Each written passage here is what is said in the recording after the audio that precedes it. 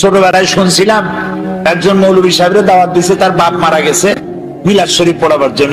মিলাদ শরীফ পড়িয়া আমার বাপের নামে একটু সবরেসানি করে দেন। তুমি মিলাদ শরীফ পড়ে তারপরে মোনাজাত করছে, আল্লাহ তাআলা যা পড়লাম, আদম আলাইহিস সালাম, নূহ আলাইহিস সালাম, ইব্রাহিম আলাইহিস সালাম, মুসা আলাইহিস সালাম করতে করতে নবী করিম সাল্লাল্লাহু আলাইহি ওয়াসাল্লাম, তারপর সাহাবী, তারপর তাবিঈন, তারপর উলামা মুতাকাদ্দিমিন মুতাআখিরিন, এরপর মুমিন মুমিনাত সব দিয়া এরপর আল্লাহ এই কোরআন শরীফ যে পড়াইলো তার বাপের আমলনামায় দিয়ে দিও।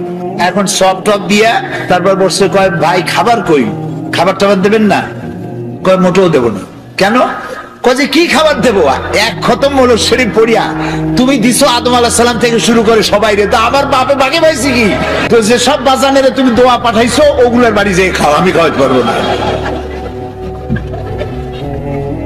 ভুল পথে আগাচ্ছি, ভুল পথে আগাচ্ছি। কোন মৌলভী সাহেব মৌলানা সাহেবের দাওয়াত না দিয়া আমার সন্তান যদি কোরআন তেলাওয়াত জানতো, আল্লাহর নবী বলেন মুমূর্ষু ব্যক্তির কাছে বসে সূরা ইয়াসিন তেলাওয়াত করো, আল্লাহ রাব্বুল আলামিন মৃত্যুর আযাব কমায়া দিবেন।